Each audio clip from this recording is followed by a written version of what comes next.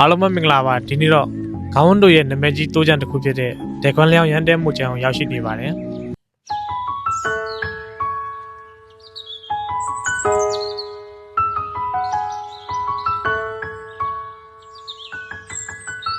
ခုမြင်နေရတဲ့နေရာတော့ဒေခွန်လျောင်းရန်တဲမှုချန်ရဲ့လူကြိုက်များဆုံး view point နေတဲ့တစ်ခုဖြစ်ပါတယ်ဒီနေရာမှာဆိုတော့တိုးလေးတွေကိုအဓိကမြင်တွေ့နိုင်တယ်လို့စာကြွေးလို့လည်းရပါတယ်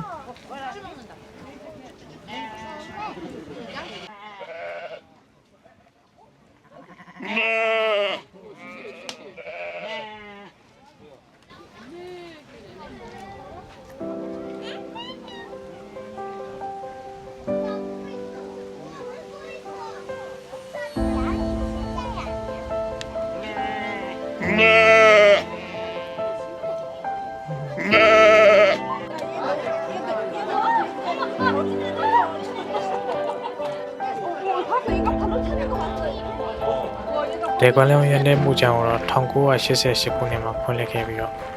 ကိုရီးယားရဲ့လူသိအများဆုံးတိုးချန်တစ်ခုလည်းဖြစ်ပါတယ်အခုလိုအေးချမ်းတဲ့သဘာဝငွေသက်တွေကိုခံစားရတဲ့စိတ်လန်းတဲ့တောင်တိုင်းကြီးရဲ့ကြားမှာပုံလလလေးလည်းရိုက်လို့ရတာကြောင့်ကိုရီးယားမှာရှိပြီးတော့မရောက်ဘူးတည်ရင်ပဲဖြစ်ဖြစ်ကိုရီးယားကိုလာဖို့စိတ်ကူးထားရမယ်ဖြစ်ဖြစ်တစ်ခါတော့တွားရောက်လက်ပတ်ဖို့အကြံပြုချင်ပါတယ်ရာသီတိုင်းမှာတော့မတူညီတဲ့လှတရားတွေရှိပေမဲ့ຫນွေဦးနဲ့နွေရာသီမှာတော့စိတ်လန်းတဲ့မြက်ခင်းမြင်းကြီးကြောင့်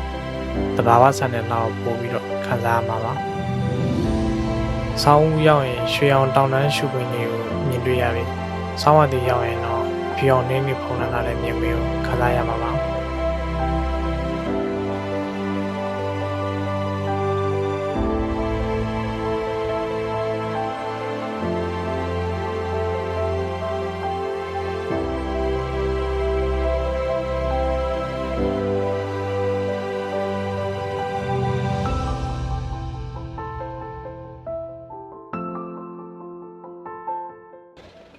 ကျွန်တော်ဒီတိုးချန်လာမယ်ဆိုတော့ဒီဟျူကဲဆိုမှာကားထားပြီးတော့သွားမှာဖြစ်ပါတယ်ပတ်တစီနဲ့လာတာဆိုပြီးကိုပိုင်ကားနဲ့လာတာဆိုဒီဟျူကဲဆိုမှာကားထားပြီးတော့သွားမယ်ဆိုတော့အဆင်ပြေပါတယ်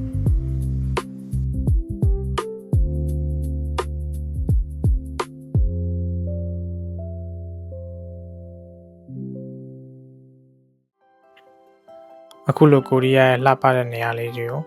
သွားမယ်ရဲ့ Facebook, YouTube, TikTok channel တွေမှာညစဉ်တင်ဆက်ပေးနေရဖြစ်လို့ follow and subscribe လုပ်ပြီးအားပေးလို့ရပါတယ်ခင်ဗျာ